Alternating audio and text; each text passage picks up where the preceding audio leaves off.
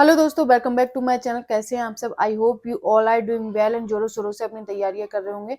दोस्तों, टाइम बहुत कम रह गया है, इसलिए लग जाइए, जी जान लगा दीजिए। ये समझिए कि आपके पास ये लास्ट मौका है, इसके बाद आपको कोई सा मौका नहीं मिलने वाला है। तो बात करने आई हूँ जो वैकेंसी निकली है आरओ एआरओ की, जिसपे 411 पदों पर वैकेंसी निकली है, उसके बारे में। अगर दोस्तों आपको इंग्लिश नहीं आती, आपको मैथ नहीं आती है, तो आप इस फॉर्म को भर सकते हैं। जो भी आप दिल्ली पुलिस की तैयारी कर रहे हैं, आप उस तैयारी को कंटिन्यू रख सकते हैं। उसके साथ साथ आप ये वाला फॉर्म भी भर सकते हैं। मेरा आपको यही सजेशन रहेगा कि आप इस फॉर्म को जरूर भरिए। उसके लिए मैं आपको क्या क्या चाहिए, या फिर एज कितनी होनी चाहिए, क्या क्या एजुकेशन चाहिए, उसके लिए मैं आज आपको बता देती हूँ। अगर इस चीज से आप एलिजिबल हैं तो फिर आप इस फॉर्म को जरूर भर दीजिएगा। सबसे पहले हम बात करेंगे फॉर्म भरने के लिए आपको एज क्या होनी चाहिए। तो दोस्तों, इस फॉर्म को भरने के लिए आपको 21 से 40 साल की एज चाहिए। तो ये काफी ज्यादा एज है। जो लोग कह रहे हैं कि हमारी एज निकलने वाली है, हम ओवर एज होने वाले हैं, उनके लिए ये फॉर्म जरूर भरना चाहिए, क्योंकि इसमें 21 से 40 साल एज चाहिए।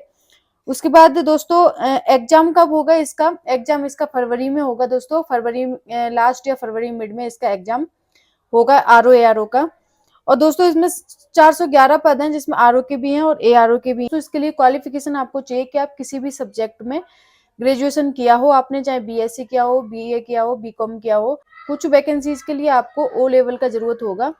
तो जरूरी नहीं है कि वो ओ लेवल का ही सर्टिफिकेट आपके पास हो। कंप्यूटर की 1 साल का कोई सा भी कोर्स आपके पास होना चाहिए। वो कुछ ही पदों के लिए चाहिए, सभी पदों के लिए नहीं चाहिए। दोस्तों, आरओ के पदों के लिए आपके लिए ओ लेवल नहीं चाहिए। एआरओ में वैकेंसीज के लिए आपको ओ लेवल चाहिए। तो जिसमें अगर आपके पास ओ लेवल या कोई कंप्यूटर का कोर्स नहीं है, तो आप आरओ में फॉर्म भर सकते हैं। और अगर आपके पास ये है तो आप दोनों के लिए भर सकते हैं। दोस्तों, इसमें दो ही सब्जेक्ट आते हैं आपके, जीएस आता है और हिंदी आती है। इसका जो एग्जाम है वो प्री और मेंस स्टेप में होता है। आपका प्री जो होता है वो क्वालिफाइंग होता है, 200 नंबर का आपका क्वेश्चन पेपर होता है, जिसमें 140 नंबर की जीएस होती है और 60 नंबर की हिंदी होती है प्री में। इसमें से आपको 130 क्वेश्चन अगर आप मार्क्स लेके आते हैं तो आप सेफ स्कोर में, सेफ जोन में रहेंगे, क्योंकि पिछली बार की जो कट ऑफ थी वो 125 हाईएस्ट गई थी दोस्तों। तो इसलिए आप इसकी तैयारी कर सकते हैं अगर आपको इंग्लिश और मैथ नहीं आती है तो। इसमें जो मेंस एग्जाम होता है आपका, उसमें भी सेम सिलेबस रहता है हिंदी और जीएस का। उसके पैटर्न चेंज हो जाता है। आपको एक पत्र लेखन भी लिखने को आता है। इसके सिलेबस के बारे में एक सेपरेट वीडियो बात करेंगे दोस्तों। इसके फॉर्म कैसे भरना है आपको, इस बारे में मैं बता देती हूँ आपको। फॉर्म, अगर आप फॉर्म इसमें भरना चाहते हैं, मेरा सजेशन मानेंगे तो आप इसमें फॉर्म भरें। अगर आप ग्रेजुएट हैं तो, और आपकी एज 21 साल हो चुकी है, तो आप इसमें फॉर्म जरूर डालें। इस टाइम है, फरवरी में इसका एग्जाम होगा, आप इसकी तैयारी कर सकते हैं, इसलिए आप इसमें फॉर्म भर दीजिएगा। फॉर्म भरने से पहले आप एक चीज नोटिस, आप इसका जो नोटिस है वो आपको sarkariresult.com पे मिल जाएगा, ताकि आप इस नोटिफिकेशन को अच्छे से पढ़ लीजिएगा, क्योंकि इसमें ओटीआर के बारे में कुछ दिया हुआ है। ओटीआर क्या होता है, इसके लिए मैं एक वीडियो बना दूंगी। ओटीआर होता है वन टाइम रजिस्ट्रेशन आपका होता है, जो आपको एक बार रजिस्ट्रेशन करवाना पड़ेगा। जो भी अभी ये नया नोटिस आया है कि यूपी की जितनी भी जॉब होंगी उसमें ओटीआर रहेगा। जैसे कुछ जॉब में पहले से ओटीआर रहता है, एसएससी ने पहले से ओटीआर के सिस्टम लगा रखा है, तो इस वजह से आपको ओटीआर इसमें भी करवाना पड़ेगा। अब ओटीआर क्या होता है, आपको इसमें ओटीआर मांगा है कि आपको वन टाइम रजिस्ट्रेशन करवाना है, उसके बाद ही आप ये फॉर्म फिल कर सकते हैं। और उसमें भी एक शर्त है कि आप वन टाइम जो आपने जो ओटीआर कराया है वो 72 घंटे के अंदर होना चाहिए। आप ओटीआर कराने के बाद 72 घंटे के बाद इस फॉर्म को फिल कर सकते हैं। आप ओटीआर कराने के बाद ये ना सोचे कि ये फॉर्म हमारा फिल हो चुका है। वो ओटीआर एक अलग चीज है और फॉर्म भरना एक अलग चीज है। ओटीआर कराने के 72 घंटे बाद आप इस फॉर्म को भर दीजिएगा।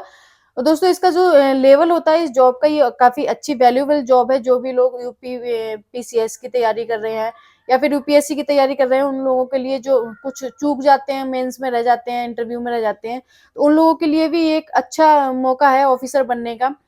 क्योंकि दोस्तों, सबसे पहली बात दोस्तों, इसमें इंटरव्यू नहीं होता। कुछ लोग इंटरव्यू से बहुत डरते हैं, तो इसमें इंटरव्यू नहीं होता। आपका प्री होगा, मेंस होगा, उसके बाद डायरेक्ट आपका सिलेक्शन हो जाएगा।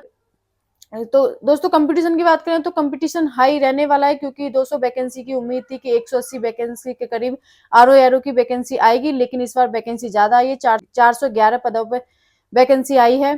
तो आप इसमें जरूर फॉर्म डाल दीजिएगा।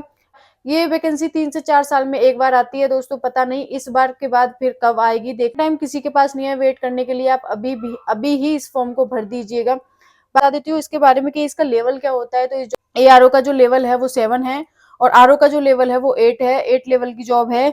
इसमें काफी अच्छी रैंक आपको मिलती है। आपका पे ग्रेड भी इसमें ज्यादा रहता है, 4600 से 4800 रहता है। जो दोस्तों इसमें जो आपका प्री और मेंस रहता है, जो प्री होता है वो क्वालिफाइंग नेचर होता है, जो मेंस आपका जो सिलेक्शन होता है वो मेंस एग्जाम के बेस पे होता है। तो आपको जो प्री में आप जो नंबर लाते हैं वो आपके किसी मतलब में नहीं है, वो केवल आपको क्वालिफाई करने हैं।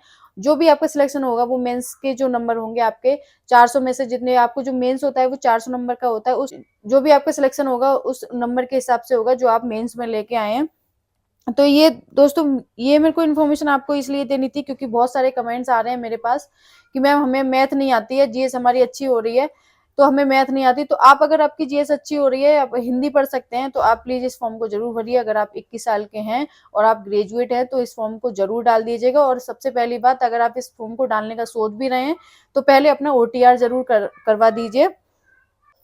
इसके सिलेबस के लिए हम एक सेपरेट वीडियो बनाएंगे। अगर आप चाहें तो मेरे को कमेंट्स कर सकते हैं कि आप ओटीआर अगर आपको समझ में नहीं आया तो मुझे कमेंट्स कर सकते हैं, मैं उसके लिए भी एक सेपरेट वीडियो बना दूंगी। तो दोस्तों, कैसी चल रही है आपकी दिल्ली पुलिस की प्रिपरेशन, और ये वीडियो आपको कैसी लगी वीडियो में कमेंट करके जरूर बताएं।